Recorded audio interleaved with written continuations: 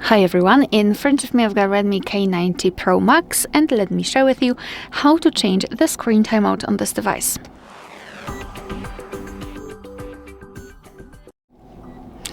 So let's start with opening the settings, and here we have to scroll down and find the lock screen.